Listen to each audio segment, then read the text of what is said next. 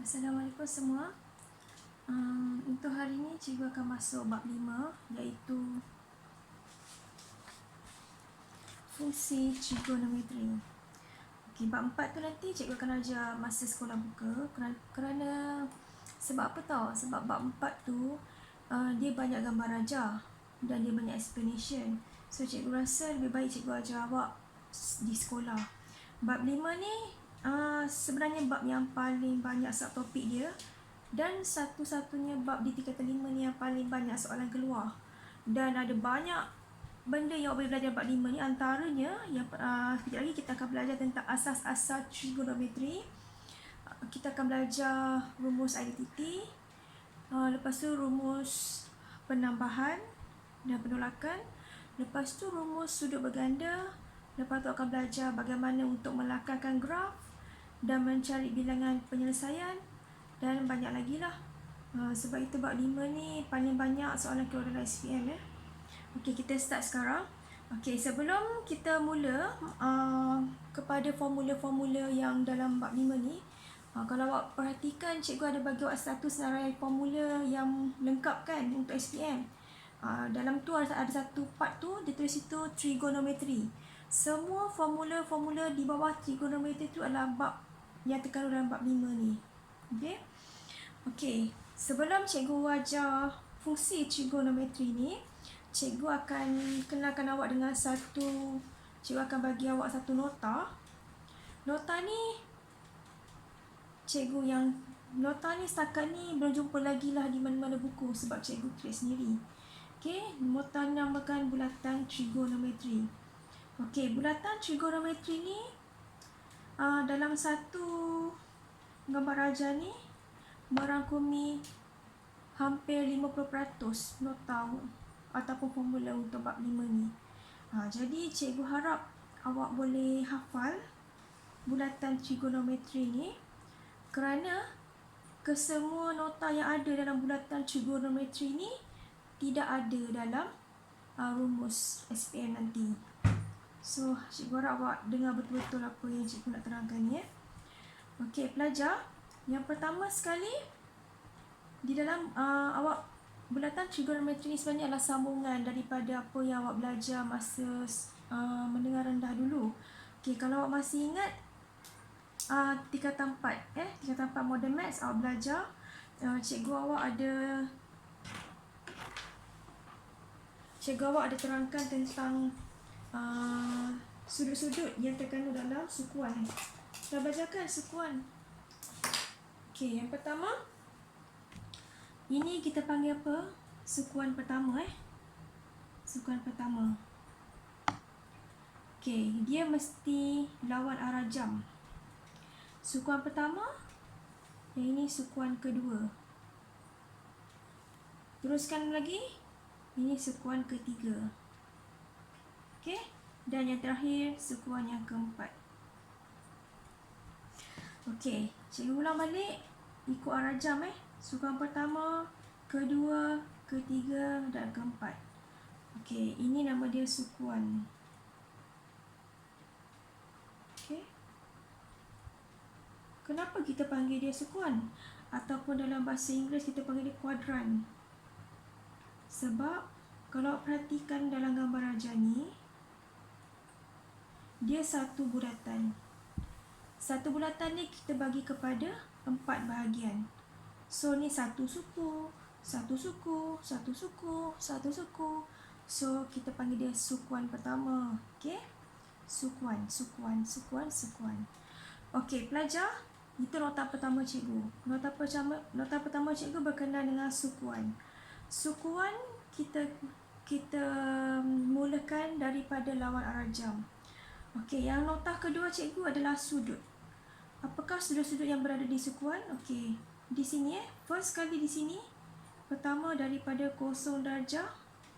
Ni berapa darjah ni siapa tahu? Okey, 90 darjah Daripada 0 darjah sampailah 90 darjah. Maknanya daripada start 0 darjah, okey, katalah ni sudut, simbol sudut. Tapi tak termasuk 90 darjah Kenapa tak termasuk 90 darjah? Sebab kalau dah masuk 90 darjah, dia dah masuk sukuan yang kedua. Macam tu. Jadi apa-apa sudut daripada 0 darjah sampailah kurang 90 darjah. Contoh 89.9999 kurang kan? So dia masih lagi sukuan pertama. Okey, lepas tu daripada 90 darjah sampailah ke 180 darjah. Ataupun dalam julat 90 darjah. Sudut awak ni sudut awak ni daripada 90 darjah hingga kurang daripada 180 darjah. Itu kita namakan sebagai sukuan kedua. Okey, setakat ni boleh ingat tak? Okey, yang ketiga daripada 180 darjah sampai ke sini. Okey, kalau awak perhatikan dia dalam 90 darjah, nampak setiap 90 darjah. Okey, jadi maknanya ini adalah 270 darjah. Okey. Jadi yang ni daripada 180 darjah, sudut awak ni daripada 180 darjah hingga kurang daripada 270 darjah. Okey, itu adalah definisi bagi sukuan ketiga. Okey, sukuan keempat pula adalah daripada 270 darjah tapi tak termasuk sampai 360 darjah. Okey. Okey, awak rasa boleh ingat tak? Okey, cikgu ulang balik Cikgu dah ajar 3 nota ni. Pertama, sukuan. Sukuan dikira daripada arah lawan arah jam. Okey, sukuan pertama, kedua, sukuan ketiga dan sukuan yang keempat. Okey, bagaimana dengan julat sudut yang berada di setiap sukuan tersebut? Sukuan pertama daripada 0 sampai kurang 90 darjah.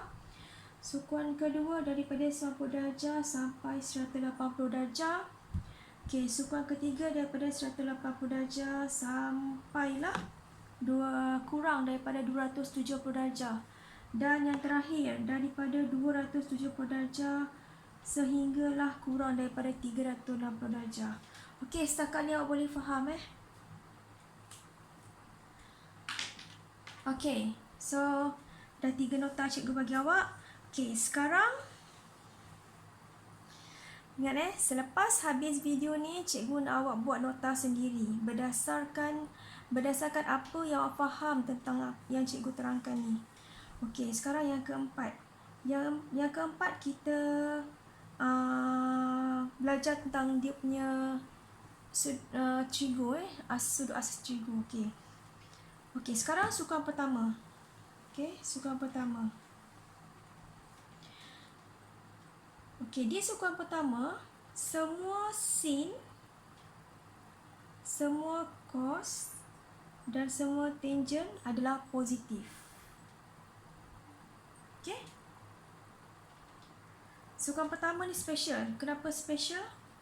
Sebab semua sin, semua cos dan semua tangent positif.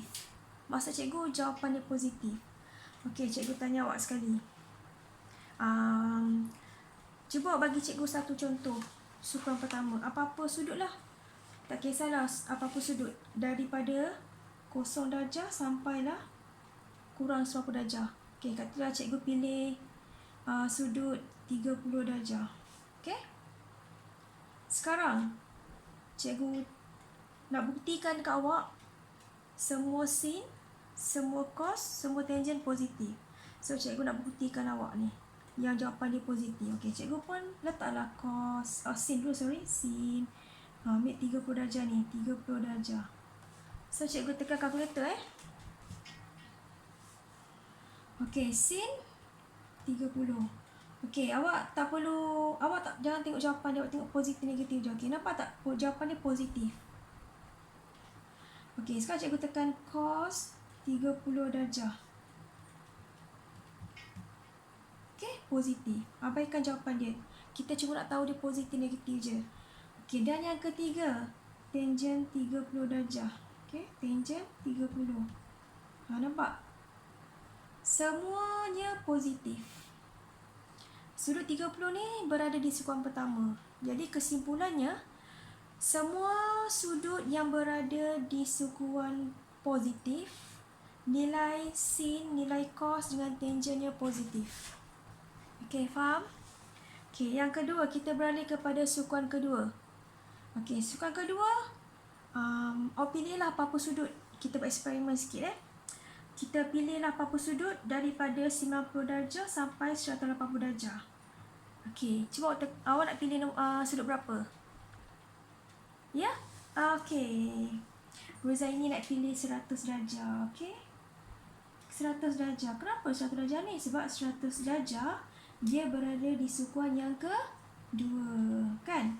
Sebab 90 darjah sampai 180 darjah. 100 darjah kat sini lah. 100 darjah berada di sini. Okey, dia sukuan kedua. Okey, seperti tadi kita buat eksperimen, kita tulis sin 100 darjah, cos 100 darjah dan tangen 100 darjah. Okey, kita cuma nak tengok jawapan dia positif negatif dia. Kita abaikan dulu jawapan dia. Cuma nak tengok positif ke negatif. Okey, yang pertama, sin 100. Nampak tak positif? Okey, cos 100. Negatif. Okey, cos negatif Okey, tangen 100. Negatif. Okey, apa kesimpulan dia? Kalau awak perhatikan dekat sukuan kedua ni, sukuan pertama tadi, di sukuan kedua. Di sukuan kedua, positif dekat sin. Okey, tak apa, kita buat eksperimen lagi. Okey, bagaimana pula dengan sukuan ketiga ni? Okey, sukuan ketiga. Sukuan ketiga ni sudutnya daripada 180 darjah hinggalah kurang daripada 270 darjah. Okey, ada siapa nak volunteer bagi contoh sudut dari sukuan ketiga? Okey, Azri. Azri nak pilih berapa? 200. Okey, 200 darjah. 200 darjah ni memang ketara berada di sukuan yang ketiga. Okey, seperti eksperimen tadi, kita cari satu persatu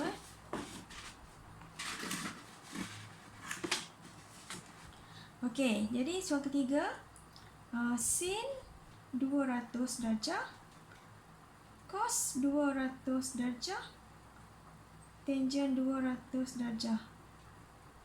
Okey, ingat kita cuma nak tahu jawapan dia positif atau negatif. Itu sahaja. Okey, sin 200. Okey, negatif Okey, cos 200. Negatif. Okey, tangen 200. Positif. Okey, maksud apa kesimpulan dia? Okey, maksud dia sukuan ketiga ni hanya tangen saja jawapan dia positif, yang lain negatif. Okey. So, cikgu highlight kat sini. Sukuan pertama, sin, cos, tangen, jawapan dia semua positif. Kalau sukuan kedua, untuk sin, dia positif, yang lain negatif. Okey, untuk sukuan ketiga, hanya tangen saja dia positif, yang lain negatif. Okey, belajar boleh faham tak? Okey, dan yang terakhir sekali, sukuan yang keempat. Okey, sukuan keempat. Cek balik sukuan keempat. Daripada sudut 270 darjah sehingga kurang daripada 360 darjah. Okey, bagi cikgu satu contoh. Apakah sudut antara 270 sehingga kurang 300? Okey, Syazah nak pilih nombor sudut 300. Okey, 300. 300 ni dekat mana? Dekat sukuan yang kedua. Okey, yang keempat. Okey, seperti yang tadi tu kita cek satu persatu. Sin 300, cos 300, dan tangent 300. Okey, kita check satu persatu. Okey, sin 300 negatif, jawapan negatif. Cos 300 positif. Okey, tangent 300 negatif.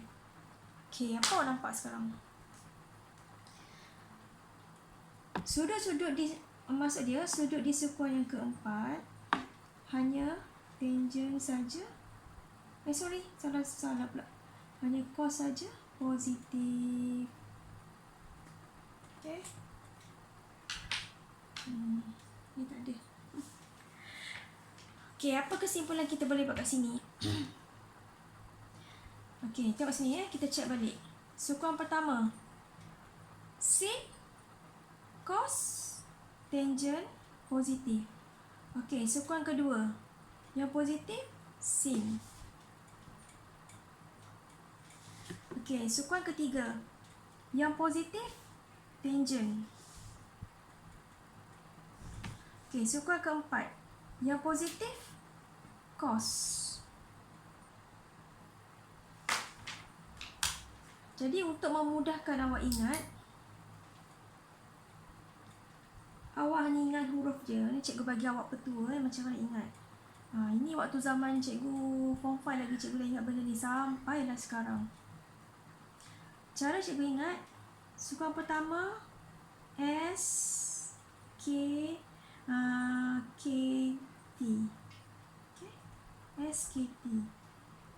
Sekuan kedua S untuk sin. Sekuan ketiga T. Sekuan keempat K untuk cos. Kalau awak pening, awak boleh terbalikkan dia lah. Ni S T K. Sebab yang ni S T K. Nampak tak? S T K, S T K. Saya tak kisah, saya tak kisah. Kalau yang perempuan, saya terlalu kurus. Saya terlalu kurus. Yang lelaki, saya tak kacak. Saya tak kacak. Okey tak? Okey, awak bolehlah buat apa-apa ayat untuk awak ingat. Okey, cikgu ulang STK.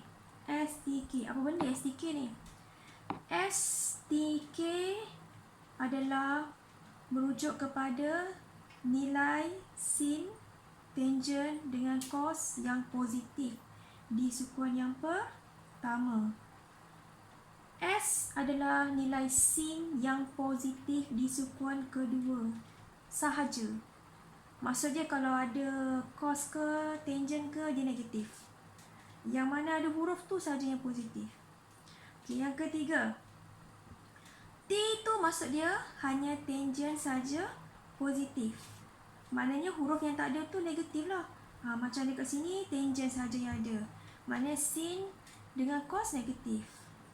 Ni cikgu dah bukti kat awak tadi tu, nampak tak? Sin dengan cos jawapan negatif, tangent positif. Okey, sekuan yang keempat. Sekuan yang keempat ni ada huruf K. Maksud dia apa?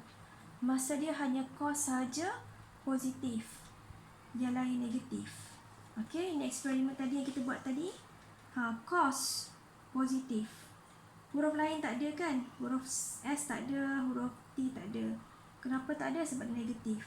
Jadi kesimpulannya, huruf-huruf yang ada di bulatan trigonometri ni menunjukkan nilai positif bagi asas trigonometri tersebut. S, T, K. S, T, K.